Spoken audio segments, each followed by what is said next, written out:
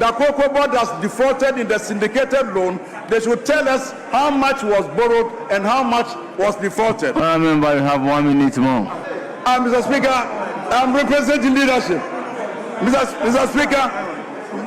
Speaker, so what we want to ask Cocoa Board, when they were fixing the producer price, what information did they give to the producer price review committee? Yes. Mr. Speaker, every producer price is based on the achieved FOB price. So if you know the achieved FOB price, why will you default? Why will you default? Honorable member, your time is up. 15 minutes. Yes, majority leadership. Even the 5 minutes is not up. I don't know, stopping it. Yes, it's even 30 Speaker, it's not fair. seconds more. The microphone is still on. In 4 minutes, 30 seconds. I want to transfer microphone.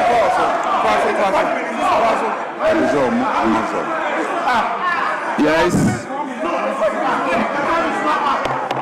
It was 4 minutes, 20 seconds. Honourable members, I proceed to give the floor to Honourable Jasal. It's now 5:59. You have 5 minutes. Thank you, Mr. Speaker, for the opportunity to contribute to the statement ably made by the minority and majority leaders. Mr. Speaker, it's important that we, as a parliament, respond in our contribution to this phenomena by constructively contributing to solutions of the problem that we are witnessing in the country. Mr. Speaker, it is not right that we take political advantages of this situation. The truth is that, Mr. Speaker, Ghana has utilized the syndicated loan for the past 32 years. Mr. Speaker, I guess the most plausible question to ask is, how come that in 2023-2024 we could not raise the syndicated loan? Mr. Speaker, this is because Cocoa Board at that time had mismanaged its finances, so much so that it defaulted in cocoa bills, domestic cocoa bills. Mr. Speaker, because it defaulted in domestic cocoa bills, when it floated the request for proposals, no single financial institution responded. And so it was not a conscious economic pricing model for Cocoa Board to start saying they are asking LBCs to go and buy. They just couldn't raise the financing. And so when you say there was a default in syndication, what it means is that the economic parameters that Cocoa Board ran didn't even allow it to be able to raise the syndication. Mr. Speaker, government has responded to the situation. It has recommended by announcing reforms. Now, these reforms, people say that why is it that Cocoa Board didn't forward sell? Cocoa Board could not forward sell because you had actually defaulted in paying the loans. In fact, by the time the NDC took over in January 2025, we had rolled over cocoa beans of 333,000 metric tons. These were forward sold the year before at a rate of $2,600 per ton. So whatever production you made, you still had to pay this at that price. And this is the time that the world price market had actually shot up to about 10,000. And so we're actually losing. But these collaterals, these forward sales, are contracts that you put together to be able to serve as collateral to raise your money. Now you couldn't put the contracts together. How do you raise the money? And so, Mr. Speaker, what has happened, which is the reforms that has been announced, are actually far-reaching. They are going to respond to the gross mismanagement that has occurred at Cocoa Board. And I think you have 1 minute more. I'm sorry, Mr. Speaker. You have 1 minute more. It's 3 minutes. It's 3 now. It's 3 minutes on the team, Mr. Speaker. All right, Mr. Speaker, I'll yield. Mr. Speaker, so what I will propose that we do is that the record shows that cocoa farmers are not shortchanged because the value of what they are taking is actually commensurate with the economic life that we are living in the country at this stage. Mr. Speaker, secondly, let's not forget that a lot of the projected production of cocoa beans this year has actually been bought already. 530,000 tons have been bought. So what is left is just about 70,000 metric tons. And it's not as if they are going to be bought from new farmers. They are going to be bought from the same farmers. So these farmers have actually sold part of their beans at that high price. Now it's just a small percentage that is left that will enjoy these new prices. Thank you, Mr. Speaker. Yes, Majority Leader, do we take more statements? No, Mr. Speaker. Mr. Speaker, I think we have had so, Mr. Speaker, let's take the legal profession, legal education reform bill. Yes. So, honourable members, before we move to the consideration stage of the legal profession, we need to do this correction. We have referred the constitutional amendment bill to constitutional legal. However, Article 2912 says that the Speaker shall, after the first reading of the bill in Parliament, refer it to the Council of State for consideration and advice, and the Council of State shall render advice on the bill within 30 days after receiving it. So, in line with this constitutional imperative, we will have to do the needful by referring the Constitutional Amendment Bill 2025 to the Council of State in line with Article 2912. So I so refer. Thank you very much, honourable members. Yes, the request is we move to the consideration stage of the yes. Mr. Speaker, we are all learning. I want to find out from you. So, are you looking at Article 2912 in its absolute terms without referral to any other provision of the Constitution? And if so, is it your view that once the referral is made to the Council of State and they come with their advice, Parliament proceeds with consideration of the said enactment without any referral to the Constitution and Legal Affairs Committee? I just want some clarity on this matter. The Constitution is very clear.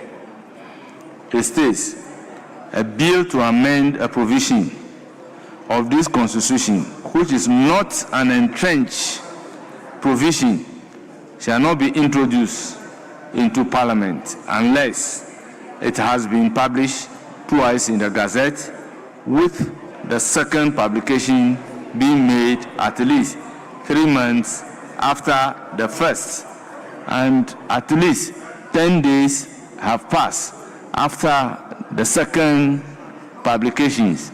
Then 2, the Speaker shall, after the first reading of the bill in Parliament, refer it to the Council of State for consideration and advice, and the Council of State shall render advice on the bill within 30 days after receiving it. So, honourable member, if the Council of State advised that we should not proceed with the bill, what happened? Mr. Speaker, I want us to proceed on positivist assumption. That is, Council of State advising us to proceed. Now, Mr. Speaker, I do not think that Article 2912 is, by extension, ousting the mandate of this House to appoint or refer matters to a committee of parliament.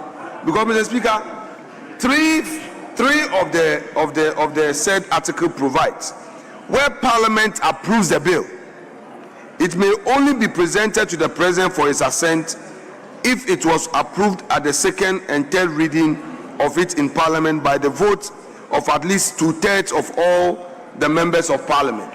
Mr. Speaker, the point I want to underscore here is that although there is an express provision that talks about referral to the Council of State, but if you read three talking about approval by parliament. So, Mr. Speaker, there is a process. Are we at approval stage? No, Mr. Speaker.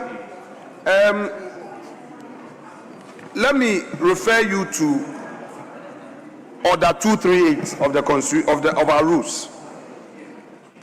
The Committee on Constitutional and Legal Affairs, Order 238. The Committee on Constitutional and Legal Affairs comprises a chairperson, a ranking member, a vice chairperson, a deputy ranking member, and no more than 9 other members. The committee shall examine issues related to constitutional and legal matters generally.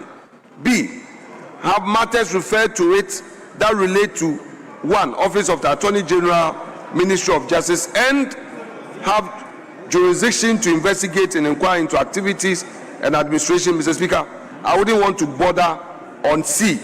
The main stay of my argument is rooted in A.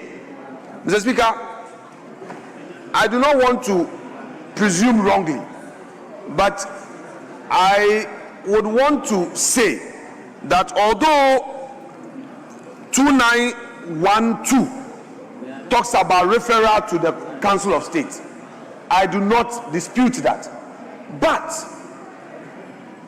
we cannot say that once Council of State brings its advice, which advice is for us to proceed, we will straight away proceed with consideration without any input from the constitutional and legal advice of the legal affairs of the parliament.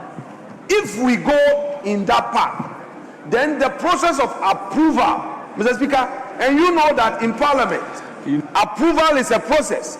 We may end up truncating it at a point by saying that, oh, because the constitution says that on any constitutional amendment, there must be a referral to the Council of State. The power, the mandate of the Constitution and Legal Affairs in also looking at such matters is ousted by provision of 2912. You see, Honorable Minority Leader, with all due respect to you, if you read in between the lines of the Constitution, I don't think there is a problem with the constitutional provision. We do not also have any problem with our standing orders. You know, when it comes to these matters, I rank Kwame Anyimedu entry, and this is not the first time we'll be doing a constitutional amendment in the 8th Parliament. As a committee responsible for constitutional and legal, one of the requirements for you to proceed with a bill seeking to amend the Constitution is to ask whether or not there is an advice from the Council of State. So why would you then be proceeding to do a committee's work when there is no advice from the Council of State? So the approval that we are talking about is an approval that we do when the advice is ready, the committee has done its work, the report has come here for a second reading of the bill. That is the stage that we need the required number to approve. If we don't have the required number, then that is the end of the process. Mr. Speaker, I think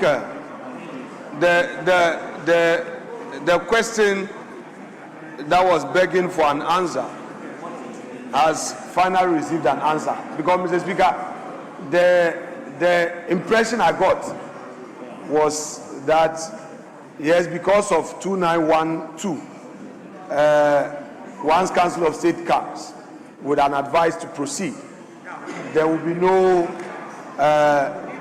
Constitutional and Legal Affairs Committee looking into it to proceed. But I think, Mr. Speaker, you've now explained, and I can rest my case. You've explained. Honourable Minority Leader, clearly, if the Constitutional and Legal Committee is going to work on the bill, one of the requirements that the committee must ensure that that requirement is met is whether or not the bill has been referred to Council of State for advice.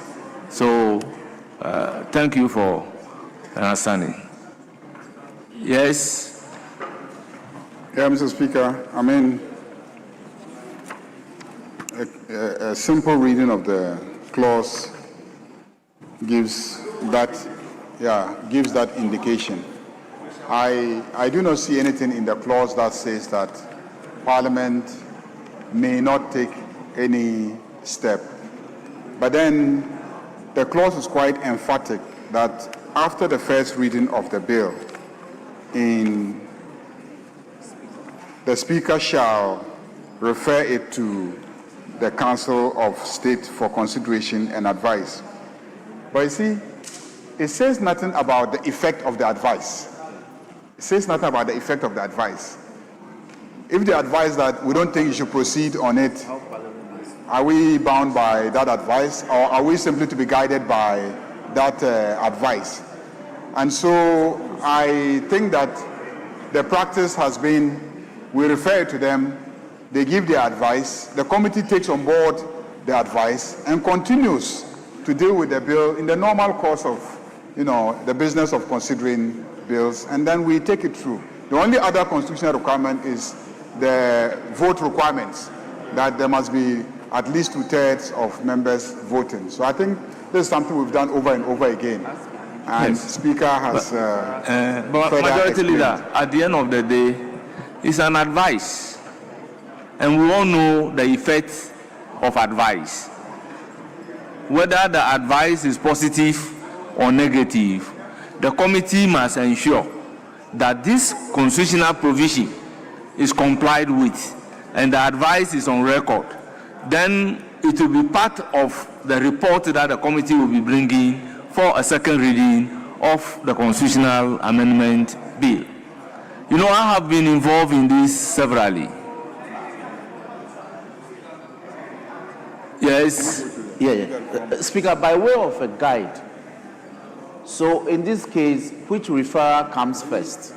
The one to the Council of State before Speaker, when they return the report within 30 days, then the Speaker will now direct that the report from the advice from the Council of State be added to the bill and now referred to the committee. So we all need a guide in this matter. Looking at the provision, he said, the Speaker shall, after the first reading of the bill in Parliament, refer it to the Council of State. So what is the Speaker supposed to do? Yes, so that's why I'm saying that it's been referred to the Council of State. And Council of State, consequentially, is to advise within 30 minutes. So the bill is also referred to the committee. The committee will have to wait and abide by the advice from the Council of State so that the committee can do a holistic work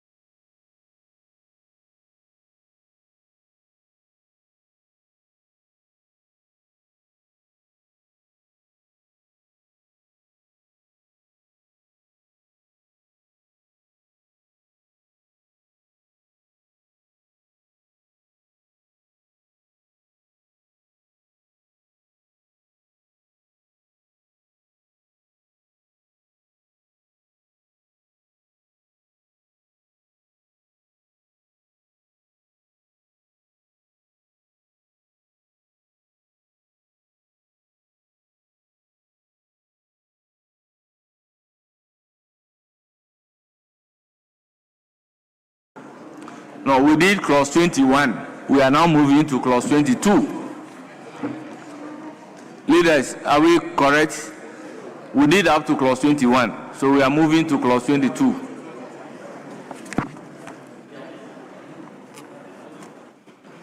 All members, clause 22. Standards for accreditation of universities. Chairman of the committee. Mr. Speaker, amendment proposed. Subclause 1, line 3, delete course. I so move, Mr. Speaker.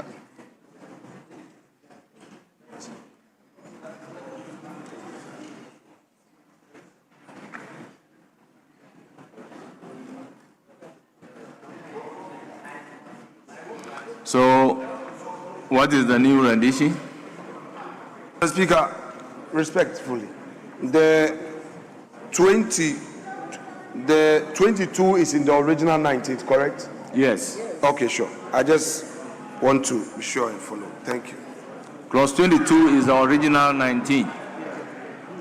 Mr. Speaker, So, honorable members, the correct rendition is as per clause 22. So the winnowing committee has improved on original 19, and that is what we are having on clause 22. Mr. Speaker, the new rendition is accreditation of universities to offer or provide law practice training. I so move. All members, I'll put a question. Unless there is a further amendment. Yes, Honorable Kinsley Nyako. Mr. Speaker, I would like to find out from the chairperson of the committee if we are accrediting law practice training. Can't it be law practice training program? Why law practice training and not law practice training program? So I need clarification on that. You want to accredit a program. Now you are saying that the council in collaboration with GTEC will offer to universities to offer or provide law practice training. I'm saying that why shouldn't it be law practice program? So I need clarification on that. Yes, member, you raised this issue the other time. And the answer, if not you, another person, that the program entails more than the practice training. That was the answer provided on the floor of this house. I was not here. Are you sure you are not here? So the issue has been raised and clarified by the sponsors of the bill. I have another. Are you sure you are not the one who raised this particular issue? No. Let's speaker. Maybe it was somebody else who looks like me or who resembles me. From court, we wanted to change from course to program. You are my very good friend, so I know you very well. Still, clause 22. I want to propose a further amendment to clause 2A. Library resources that serve teaching. So let me put a question on the proposed amendment to 1 before we can move to 2. As many as are in favor of clause 22.1, which is original 19.1, as proposed by the chairman of the committee, say aye. Those against say no. The ayes have it. The proposed amendment is ordered to stand part of the bill. Yes, chairman of the committee. Mr. Speaker, amendment proposed. Subclause 2, paragraph B, delete and insert the following. Mr. Speaker, as you have in the... I so move, Mr. Speaker. Yes, it is for the consideration of the House. Mr. Speaker, I have an amendment on 2A. library resources that serve teaching. If you bring teaching, there should be learning. Because now we are saying teaching, research, and other educational objectives of the university, including access to. So let me put the question on the consequential amendment. Then you can come in with your amendment. Okay. All those in favor of the consequential amendment as proposed by the chairman of the committee say aye. Those against say no.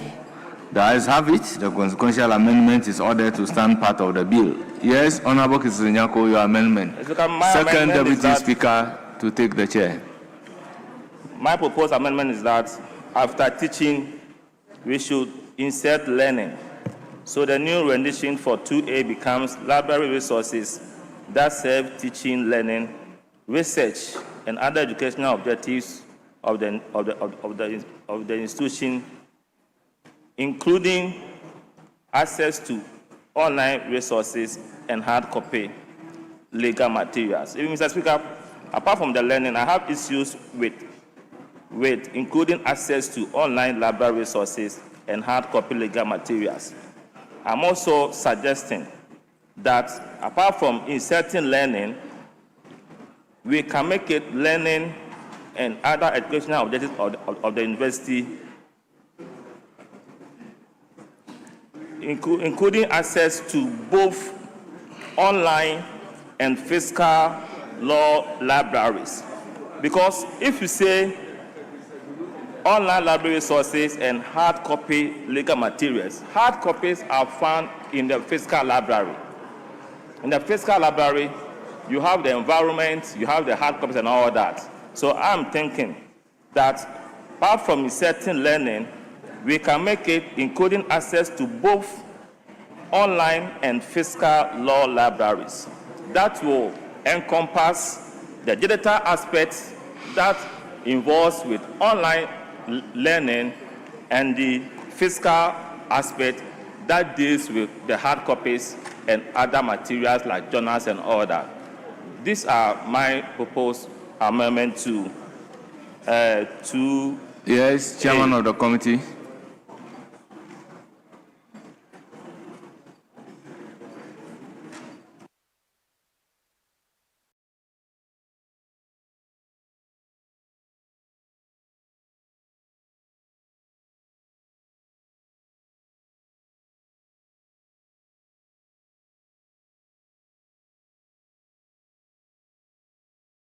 Honourable members, in the meantime, let me take 2 minutes suspension.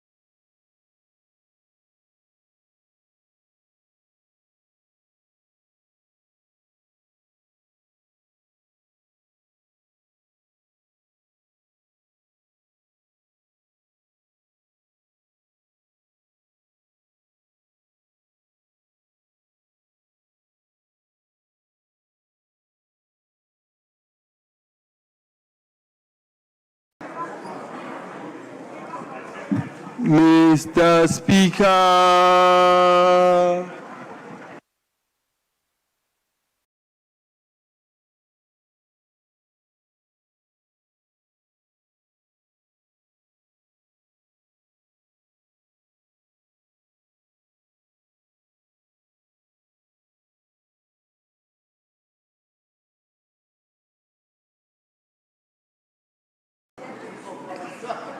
All members can resume your seat. Yes. Mr. Speaker, it appears that the entire majority front bench is empty. We can't do government business when the entire majority front bench is Good empty. observation. Very empty. Can we have available leader? Yes, there must be some available leaders.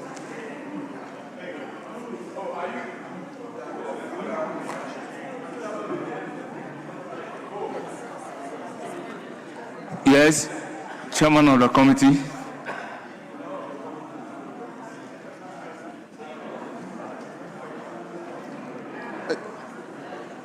Mr. Speaker, may I request my good friend to repeat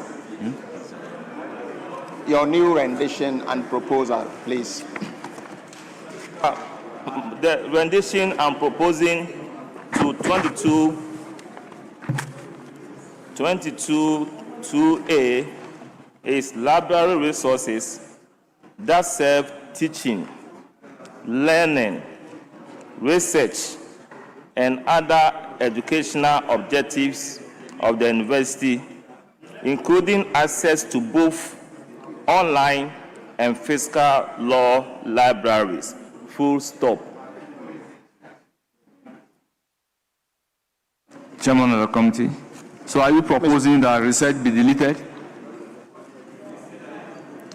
Are you proposing that research be deleted? I'm proposing that after teaching, we should insert learning. Research should still be there. Very well. So take the new rendition. So it's library resources that serve teaching, learning, research, and other educational objectives of the university, including access to both online and physical law libraries. Full stop. Yeah.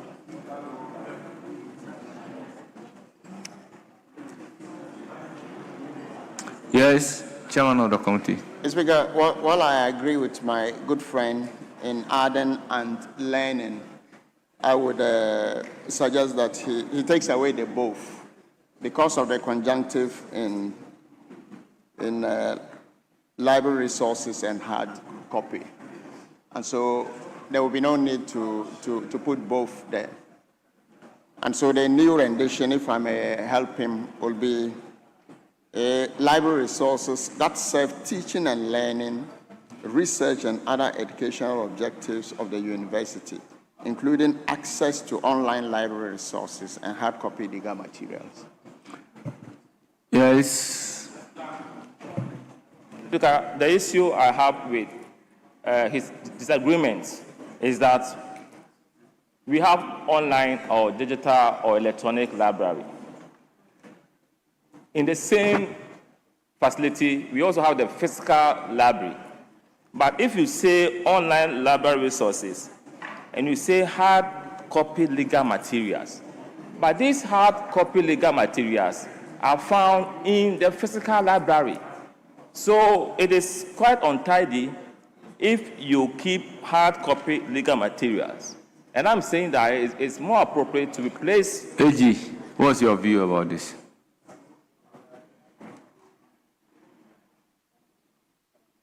Right, Honorable Speaker, I didn't want to be seen disagreeing with the winnowing committee on this matter. But I think the honorable member is right. Because the rendition in A, in essence, captures what is in B.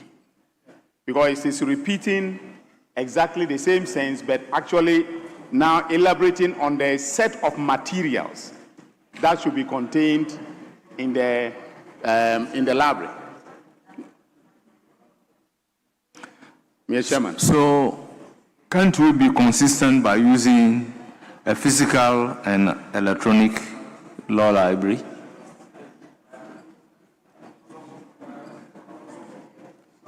Second deputy should now take the chair. AG, can we be consistent? A physical and electronic law library? As in B.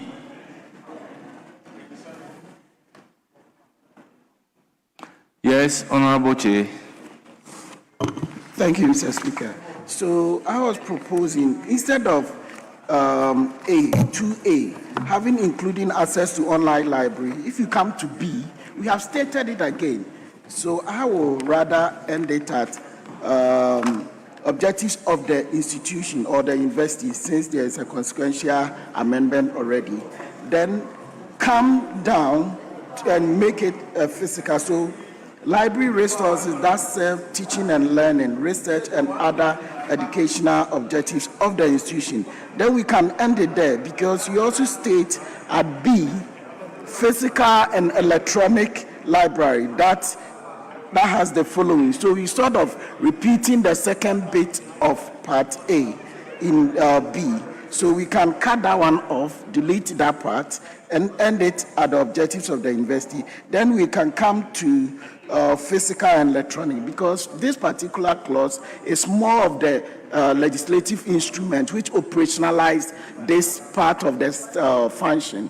For me, even the entire standards of accreditation is operationalization of one of the functions under the functions of the council. So if we want to come here, I'll rather end it at the institution, and the second bit of it is what you are seeing in B. So I'll cut that one off and rather come to a physical and electronic law library, which you have also given some details beneath it.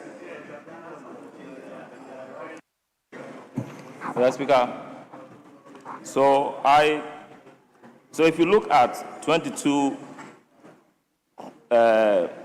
clause, paragraph 2 of clause 22, the A, library resources that serve teaching, learning, research, and other educational objectives of the university, including access to both, as I said, online and physical law libraries. If we take that one, then the B, that as is saying, the B that talks about a physical and electronic law library, that one has go. That paragraph can go, but still we can have the sub-paragraphs. So if the B goes, in essence, we still have relevant national and international law reports that could be found on the electronic or online platform, or also in the physical library, books relevant to the law courses offered in the university that can be found on both platforms, legislation enacted in the country, including acts of parliament, legislative instruments, and constitutional instruments, and all these can still be found either on the electronic platform or in the physical library. So in essence, the B can go, but the sub paragraphs of I, V, and V can be captured under A. Then we are good to go.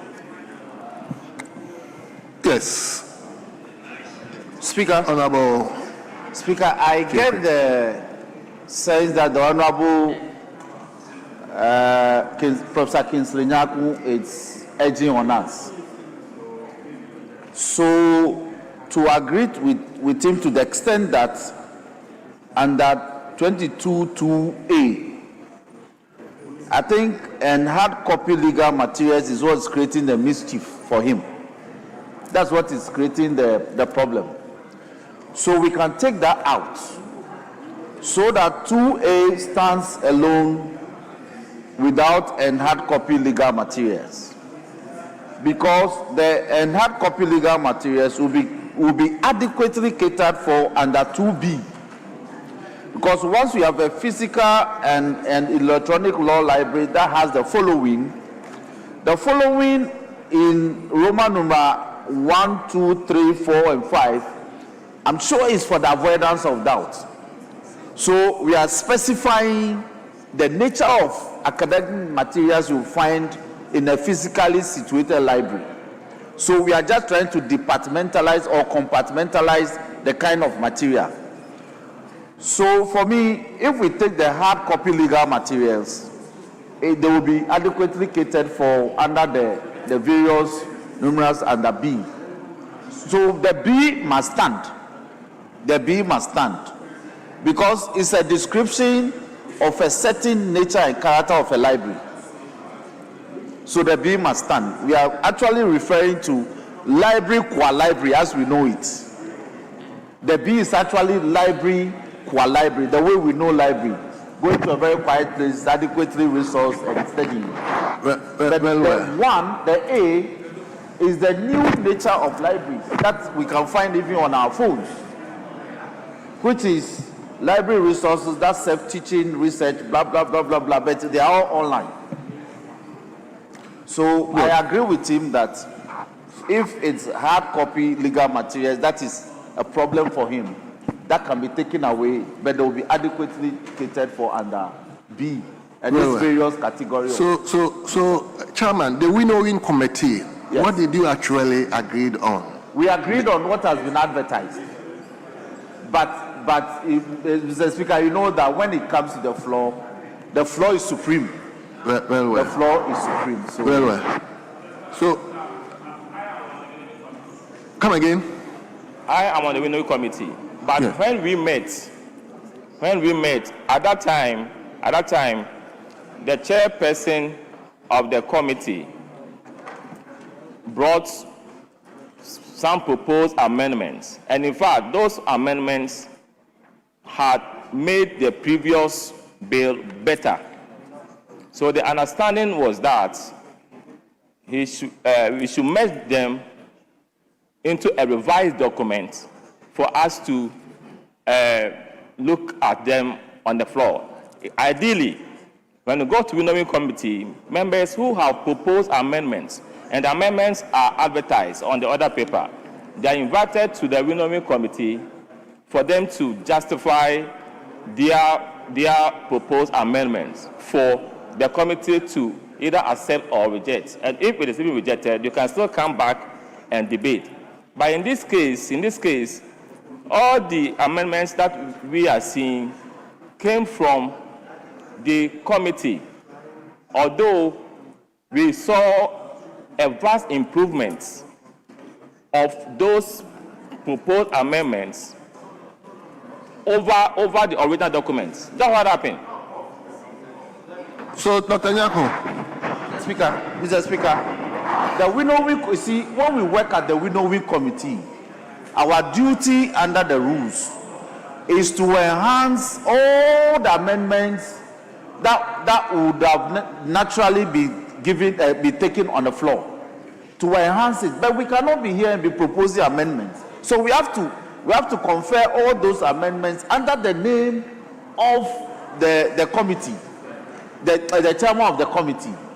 So the final product of the winnowing committee is also converts into the final product of the Committee of Constitutional Legal. Our mandate, if you read the rules, our mandate is to tidy up what the committee would have brought here. So we are actually helping the committee to lessen its burden. So it is not an amendment that's, winnowing. It's to separate the chaff, the grain from the chaff. You know, that's the essence, that's the sense, so it's an agrarian term. So Professor Nyako should appreciate that the work that we have done still stands in the name of the committee. So it's still the committee's work. Well. So, honorable members, if we cannot be in consensus, then probably we'll. Is it okay? Well. So you put into question. No, we subject to the amendments that are the further amendments to enhance Prof's. So, Mr. Speaker, the new rendition will be library resources that serve teaching and learning, research and other educational objectives of the university, including access to online library resources and hard copy legal material. I so submit, Mr. Speaker. Well. Dr. Kabilu. Yeah, Mr. Speaker, the chairman of the committee has a different rendition from what was proposed. First defect is that he's saying that has teaching and learning, but N is not part of his proposal. That's the first thing. He's proposing teaching, learning, research, and other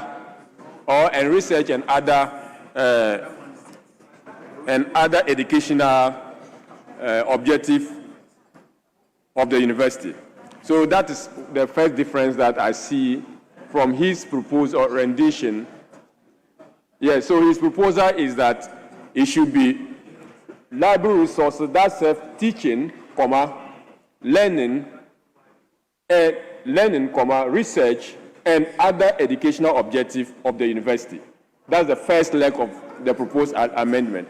And the second leg is including access to both, which we disagree, myself and you disagree on the use of the word both. Including access to both online educational resources, and is proposing the deletion of, yes, including access to both online and physical library resources. So that is his proposal. So, Mr. Speaker, this is the problem. The problem we have is that is captured, or part of it is captured under B. Whatever we are discussing now, part of it is captured under B. So we want to make sure that A stands out clearly without conflicting or without seems to be a repetition of B. And that's the conundrum we want to unravel with this particular proposed amendment. So, Mr. Speaker, I want the chairman of the committee to take into consideration this bit about his explanation, to do away with the conjunctive word N, and possibly take into consideration his fact that online and physical library resources, so that we will do away with the N part of it. I don't know whether the chairman of the committee has gotten this point. Chairman. Yes. Mr. Chairman, I thought the good professor was trying to tell us that teaching and learning is... Yeah, the good professor. Teaching and learning is a term of art. Is that the case? Or you want us to disjunct it?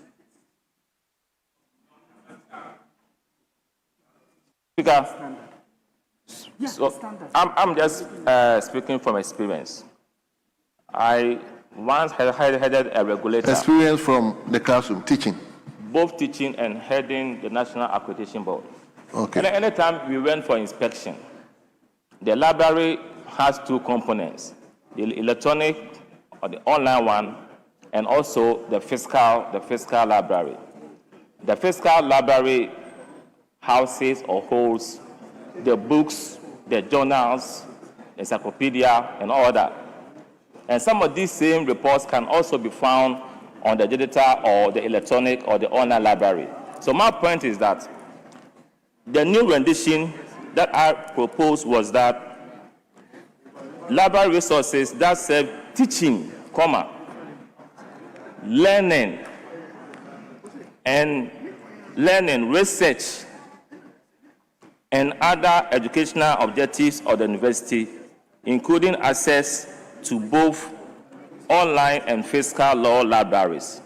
Because if you say hard books, the hard books are found in the physical library.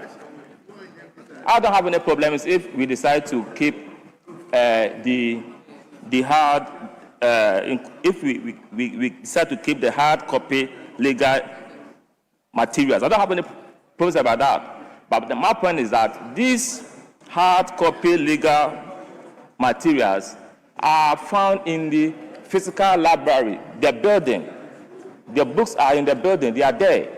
But the electronic ones are not found in the form of books. They are online resources, they are soft copies.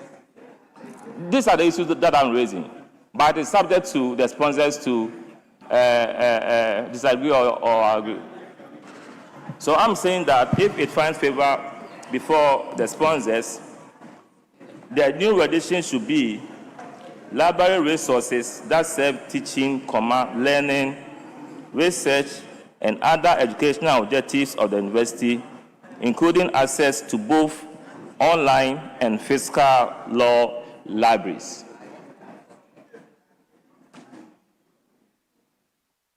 Yes. Chairman, is it okay, that rendition? Mr. Speaker, I think it's important to distinguish between A and B. A is talking about library resources, and B talks about the physical. Yes, the infrastructure, that's the brick and mortar or the cloud. That's the library itself. So if we attempt to mix the two, so let's treat A as dealing with library resources. And then B will deal with the physical library. That's a brick and mortar and or cloud.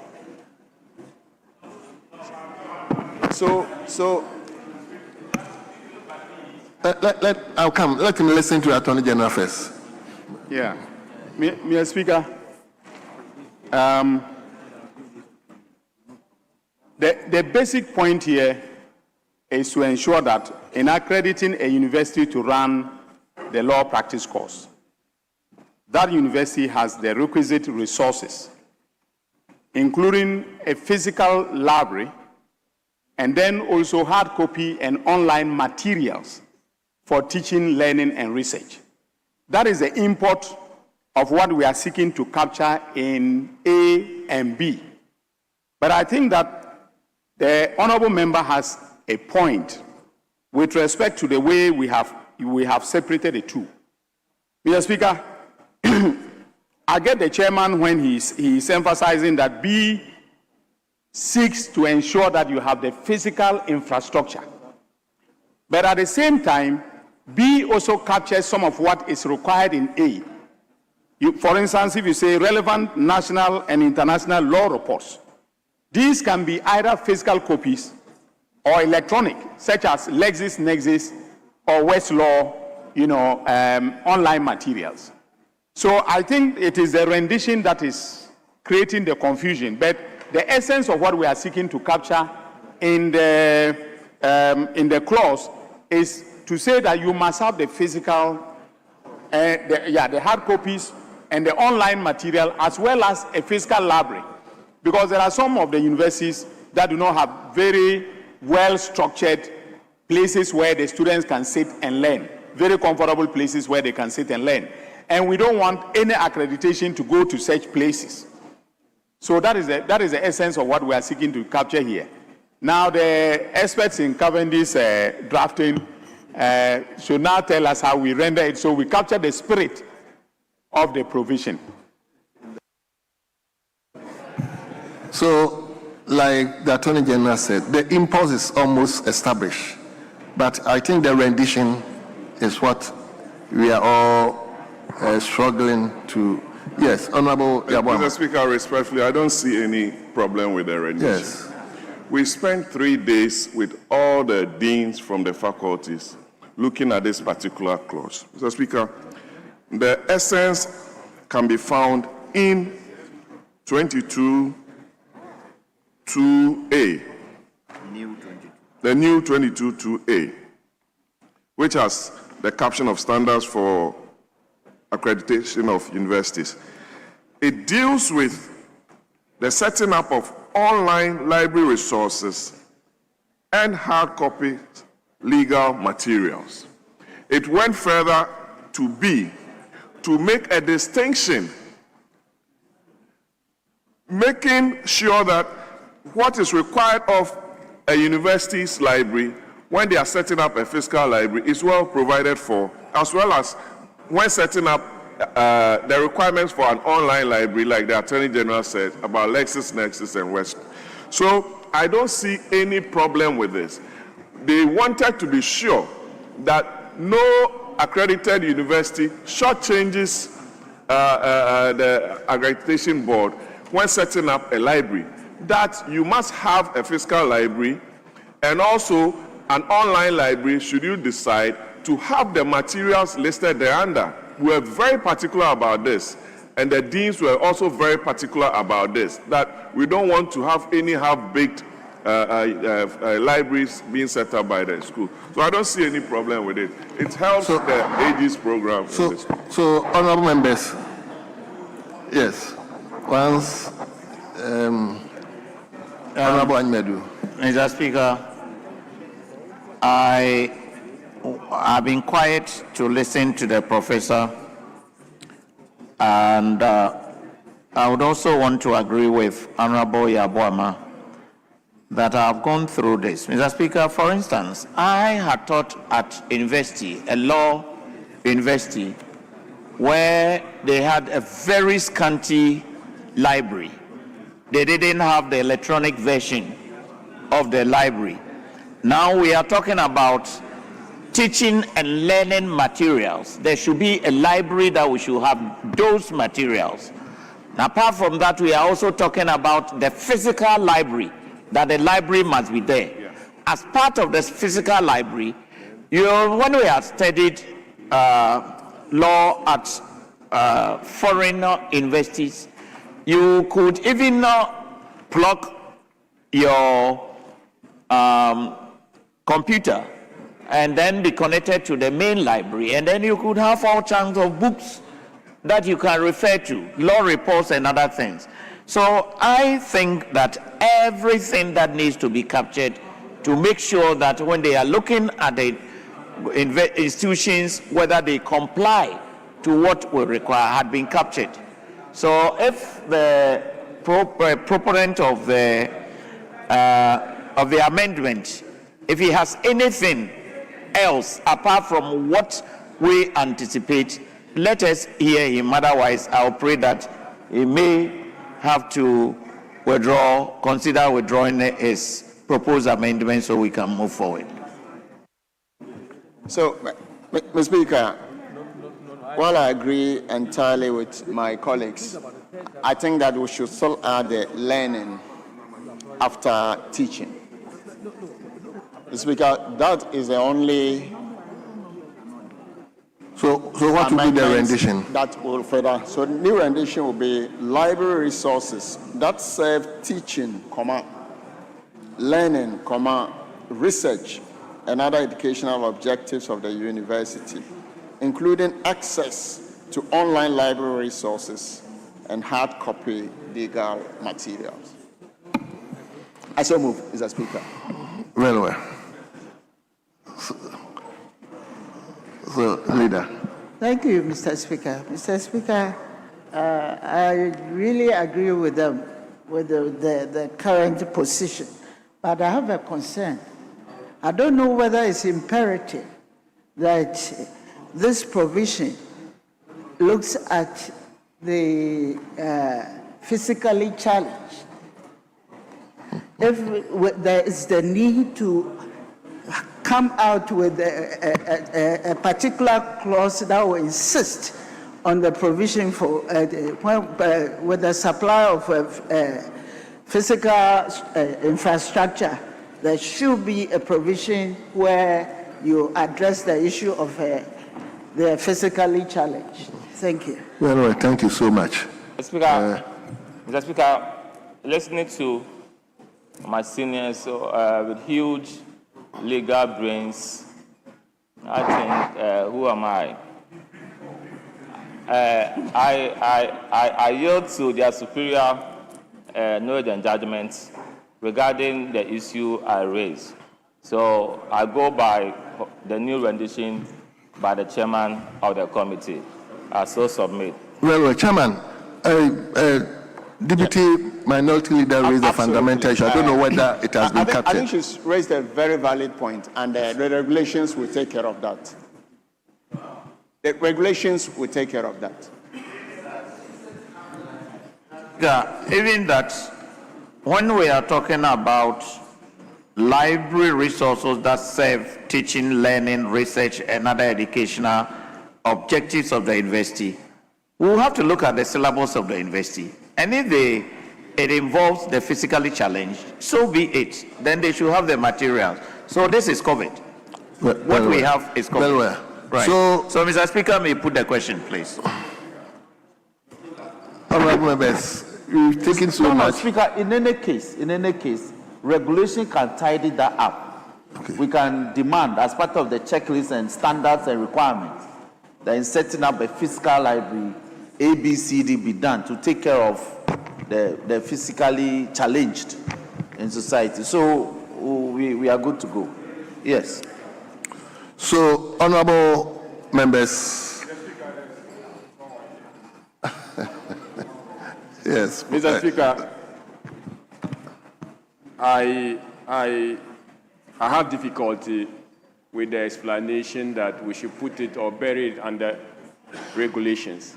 Mr. Speaker, when you read the part that talks about including access, it's showing emphasis. It's showing emphasis in that provision. Nothing will change if we say including access to disability-friendly, whatever, and continue. Nothing will change in the bill. The reason why we are deliberately legislating, what do you call it? Mr. Speaker, regulation cannot be superior to this statute. Yes. That is the first thing.